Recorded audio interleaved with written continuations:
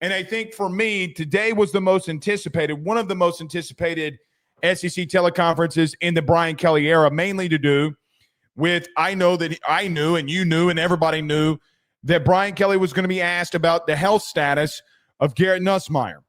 Guys, I don't really like talking about rumors a lot on our show, but don't be a fool and think that I didn't see the rumors that have been posted on social media, have been out there about an oblique tear, all those different things. Sure, we all saw it. We all knew about it. But today was the day that Brian Kelly was being asked about it. And Shea Dixon of On 3, and I reached out to Shea today for what it's worth, and I said, thank you for asking the most sensible question. And Shea asked Brian Kelly today, does Garrett Nussmeier need surgery for an oblique tear?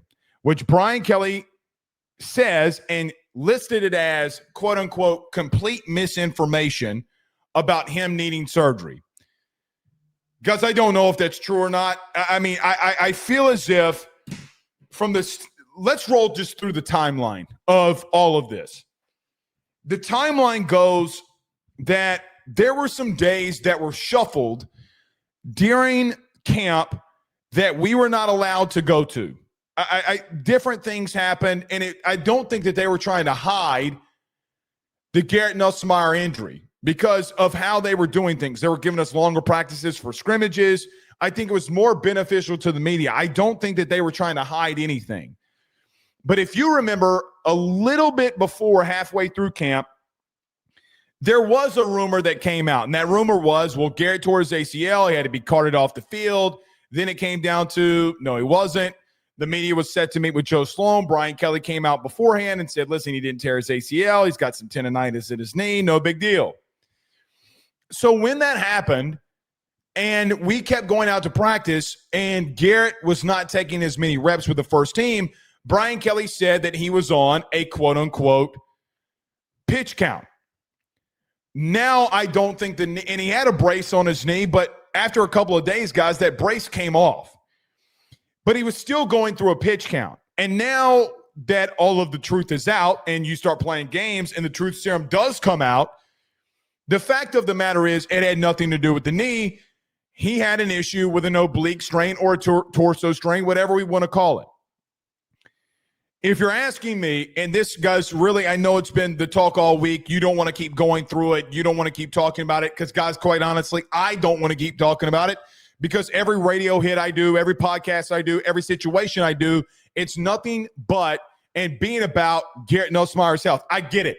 I talk about this team more than anybody that's watching this show, just about, unless somebody who talks more than me is watching. But you get what I'm saying. I get it. You're exhausted by it. But what's the truth? I have no sourcing on this. I just have strictly an opinion. I don't think that he has an oblique tear. I think Brian Kelly's telling the truth. Now, I don't know if he's divulging clearly everything that's going on because you can clearly see that Garrett is having some issues pushing the ball down the field, whether it's against Louisiana Tech, whether it's against Ole Miss. Guys, it's there. And a guy that normally all he wanted to do was push the ball down the field, the truth of the matter is that you've taken the biggest weapon for Garrett away. Whether he's throwing interceptions, making bad decisions, no one can argue that the biggest strength that Garrett has always had is he wants to push that puppy downfield, and he can't. Now, there are a couple of things that we discussed. I hate the decision-making that he's making, or decisions that he's been making. I don't like, even last year and even going into this one, I don't like throwing into triple coverage. I don't like throwing, not throwing the underneath stuff and throwing clear out routes is what we had the discussion with Carter about, is what I think he's doing. But in this entire timeline, I don't think it's an oblique tear because, guys, quite honestly, surgery would have fixed it like it did for Quinn Ewers literally last season. He would have been out 2, maybe 3 weeks, and off to the races you go. He might have had to sit out of Clemson. He might have had to sit out for Louisiana Tech.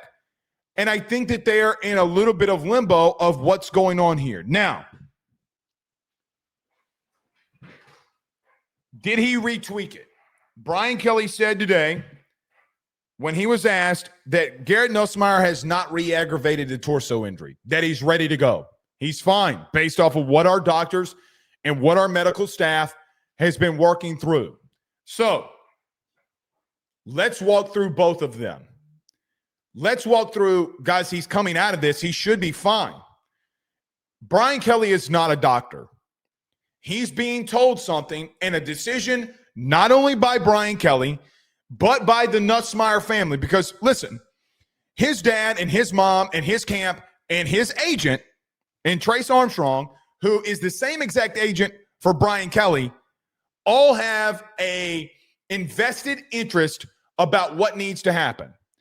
If he had an oblique tear, I don't think that he would have played.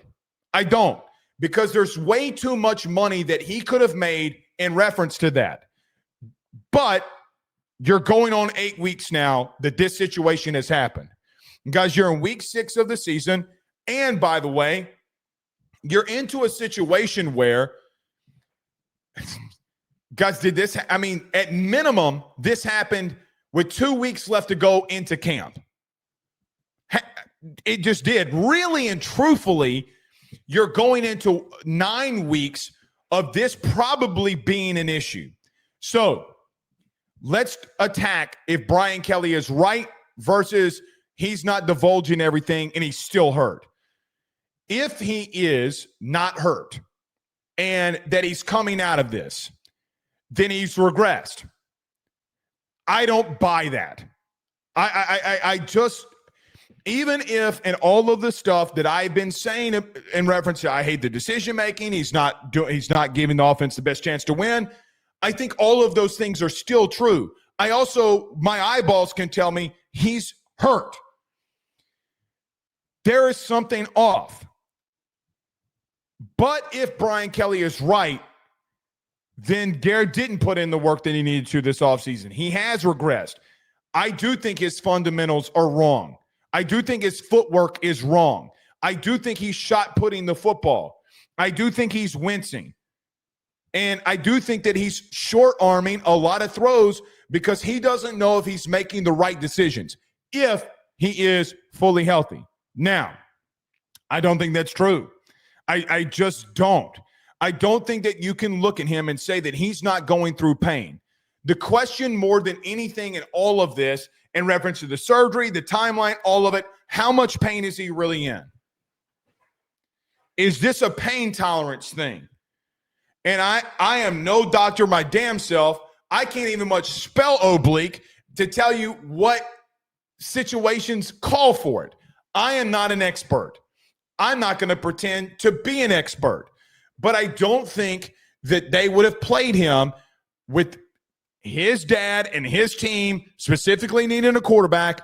And just based off of what he did last year, his stock's not going to fall based off an oblique tear that had surgery after we've seen guys tear their ACL, not play a game, and get drafted in the first round. On a 2-week recovery timetable, you can see something's up.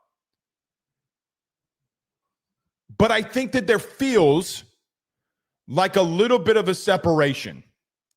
I think what, to me, strictly opinion, to me, what it feels like is happening right now is the Nussmeier can't believe one thing's going on and Brian Kelly's being told another.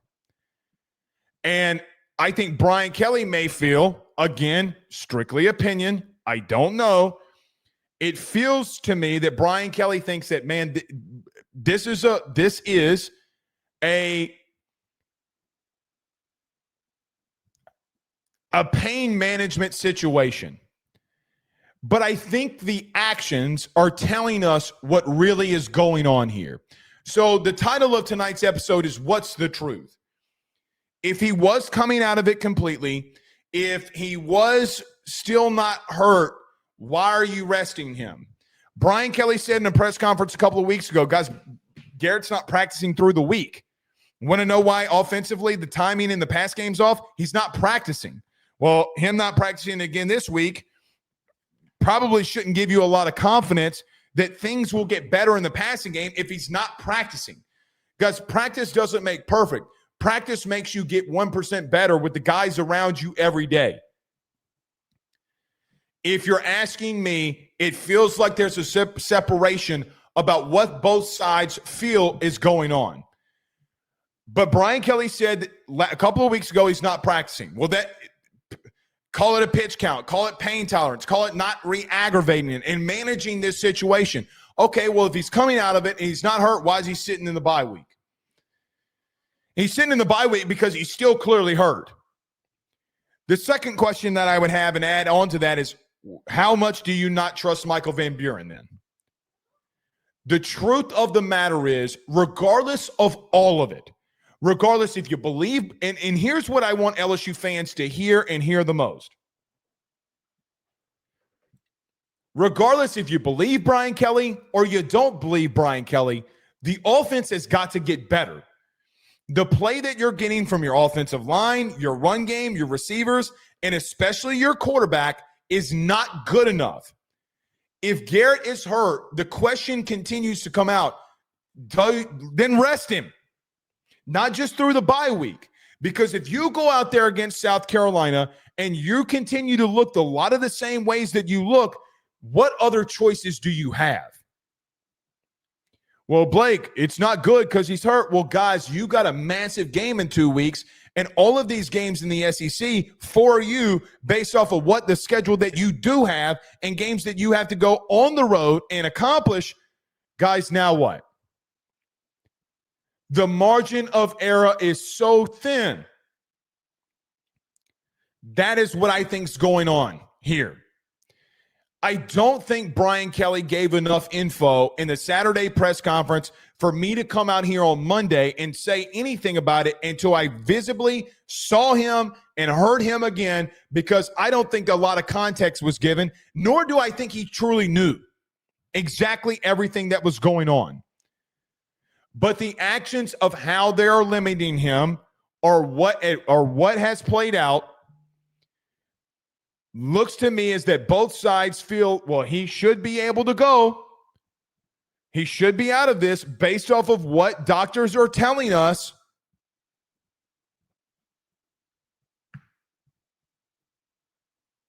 Okay, then what's the issue? Because he's clearly not there. Regardless of any of those situations, whether he's hurt or not hurt, if he's not hurt and it's just a pain tolerance thing, then guys, quite frankly, we got a lot more that we need to talk about. The narrative around Garrett, whether you like it, love it, or hate it, I'm just going to tell you the truth, has been about the level of work ethic.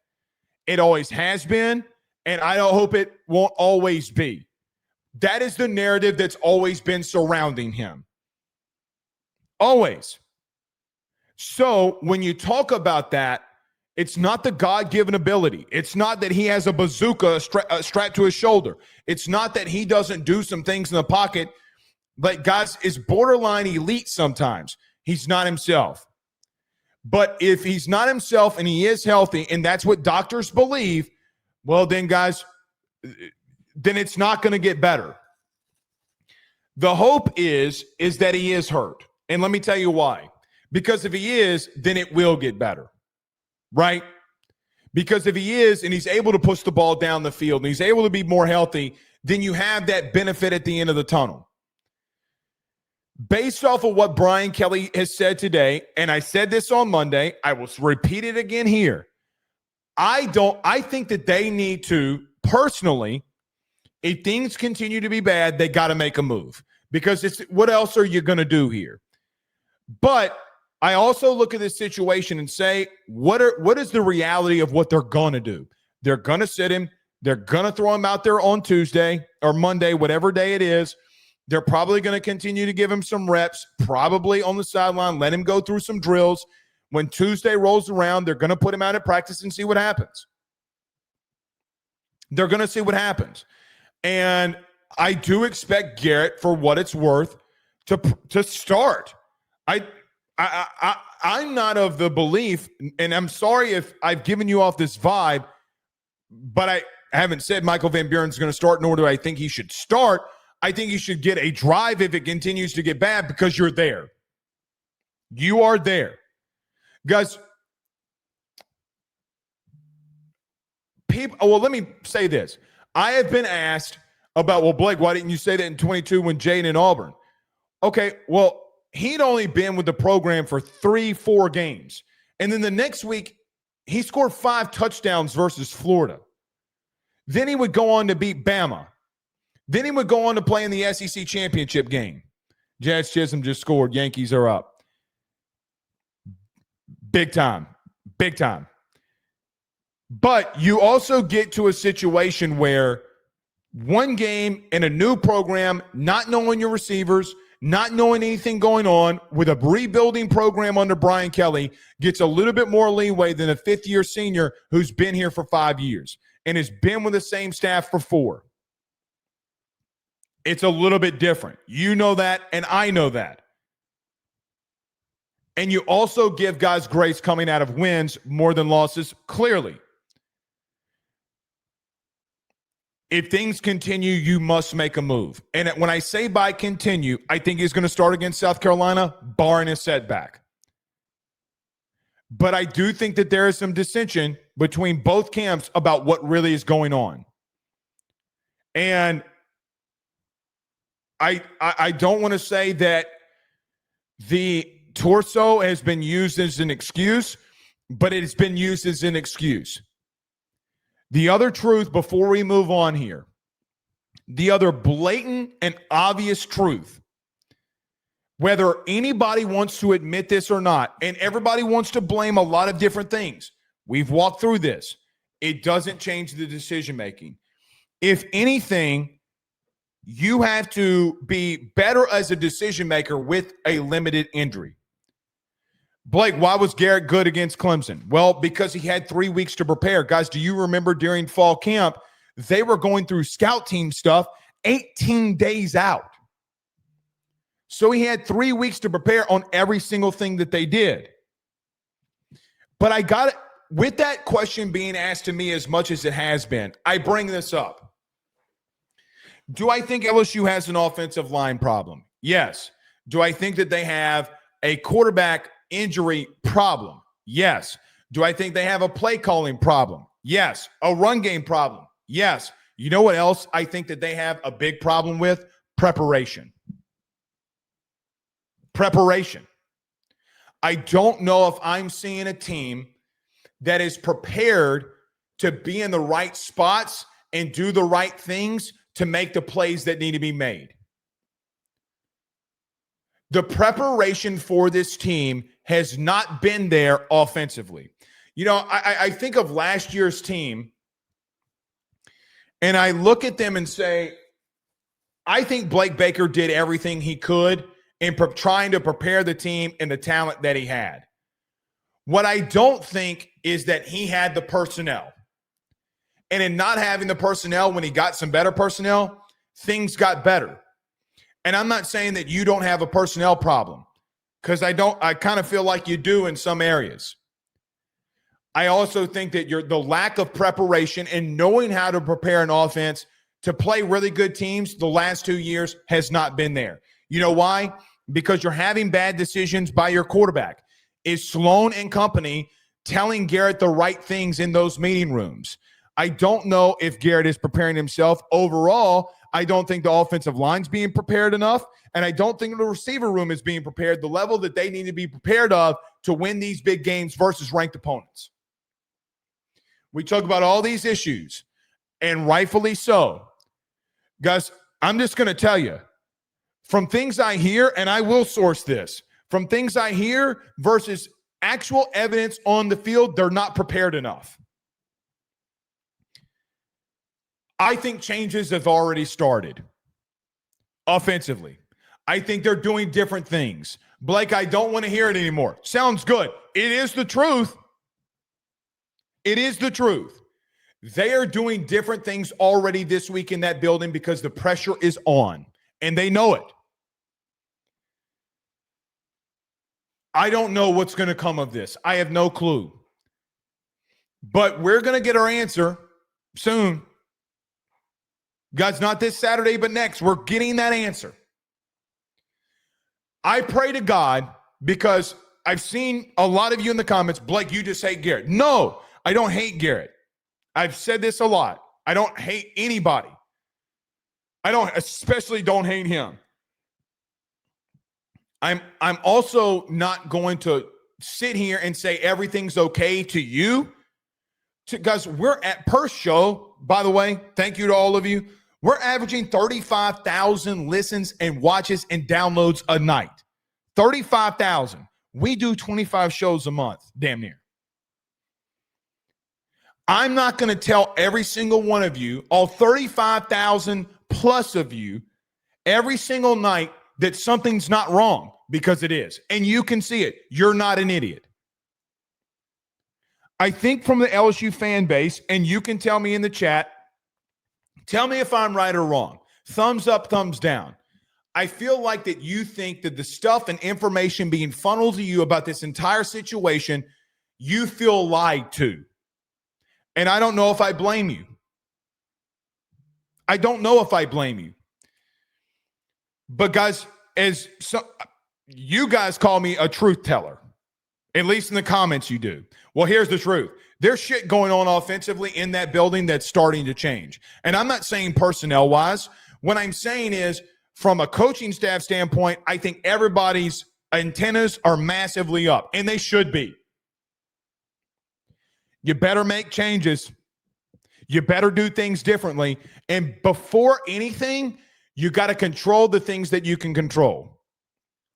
You got to control the fact that you got to prepare better, because you're not a prepared football team. You're not prepared in what you're doing in the passing game. And Brian Kelly literally said it as much. I said it last night, and everybody goes, Blake's lying. Your head coach goes up there, Brian Kelly says, no freaking shizite. You're not prepared. Preparation has been a problem. And I'm not talking about sweat. All right. Couple of more things here. Brian Kelly did say they were going to rest him heel. We talked about that on Sunday with Carter. We talked about it on Monday. Guys, they were always going to do that. He also brought up Aaron Anderson. Aaron has a hip, knee, toe, elbow, foot, back, pretty much like that song in the 2000s. My neck, my back, my bump, everything's starting on Aaron Anderson. Here's the big thing. It got loosed in the Nuss cycle of things. If Brian Kelly said if LSU played today, Aaron Anderson would go and he would tough it out. That's great news. You can't miss him. How they've had him as a weapon and not gotten him the football more is by far one of the dumbest decisions we've made. Dumb.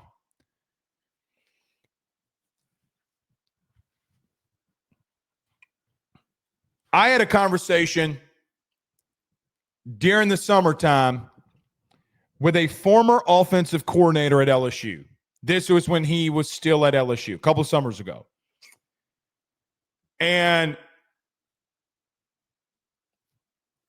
I asked him a question about play calling, face-to-face, by the way, in Baton Rouge.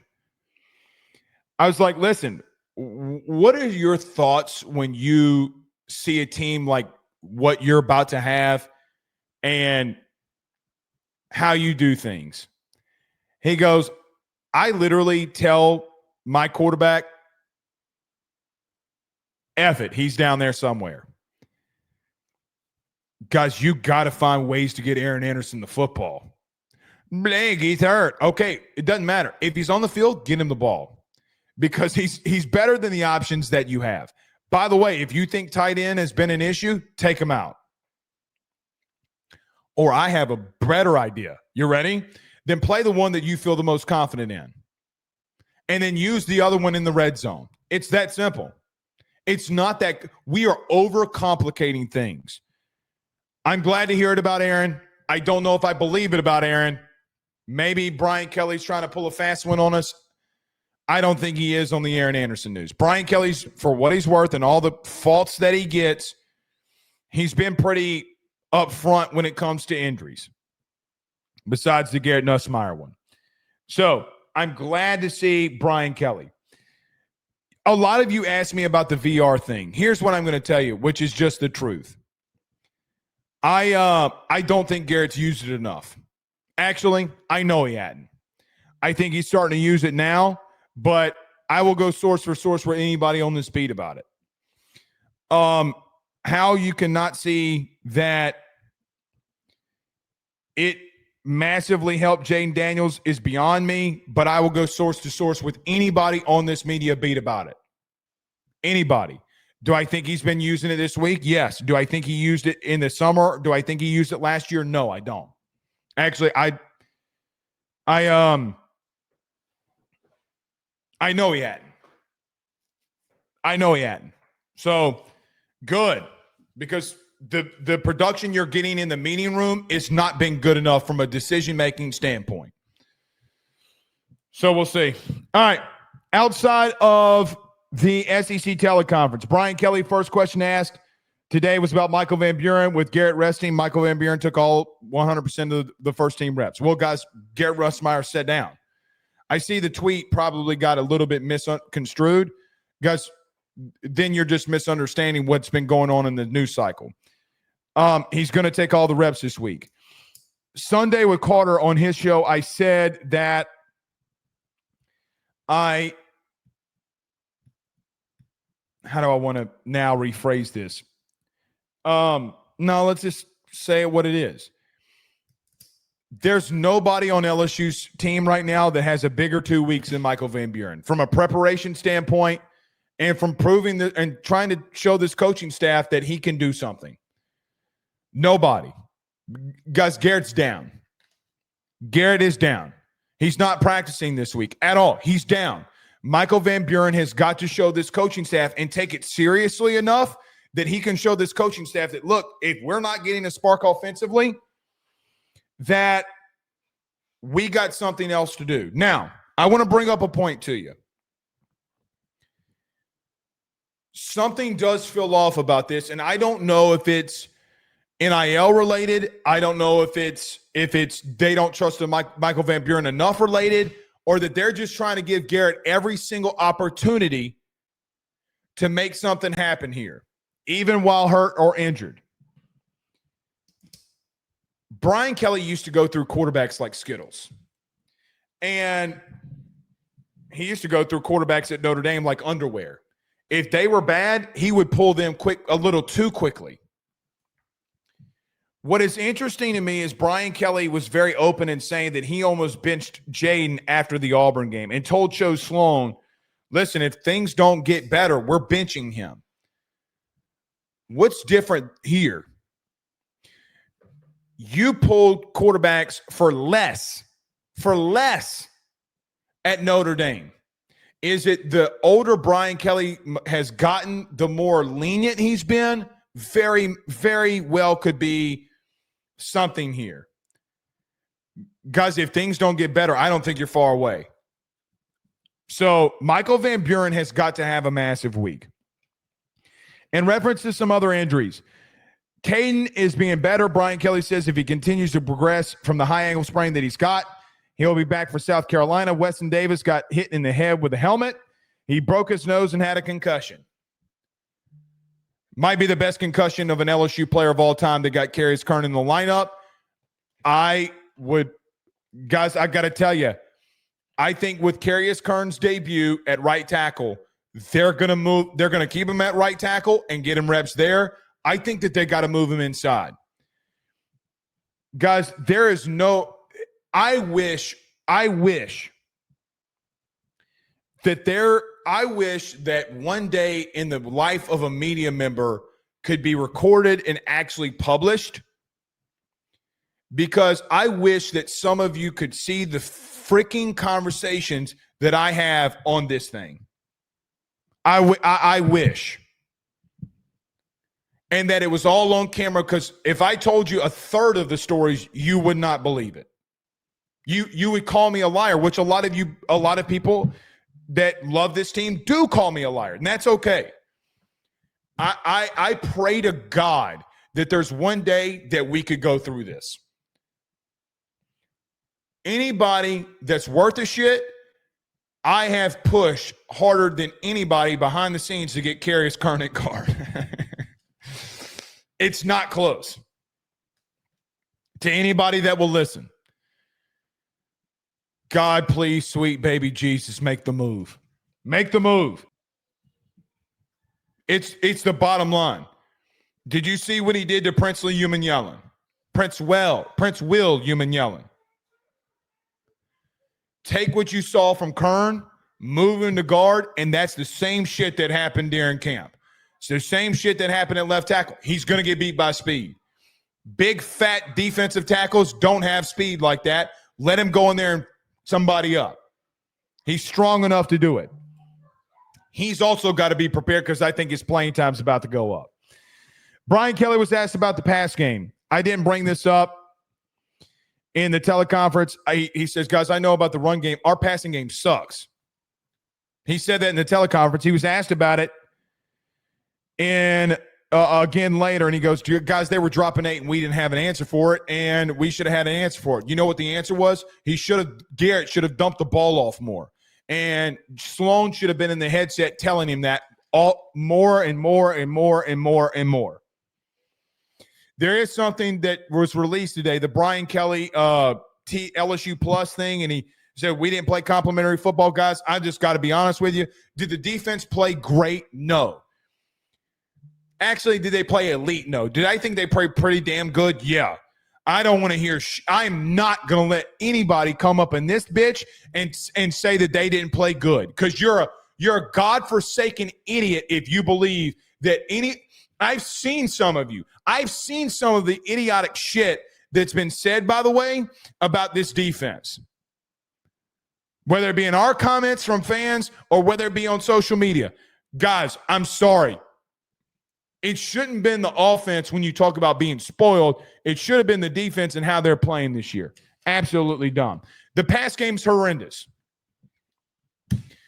Guys, you can't run the ball, so it's an easy point. It's an easy thing to point at. Guys, I'm telling you, the passing game has been god-awful. The decision-making has been god-awful.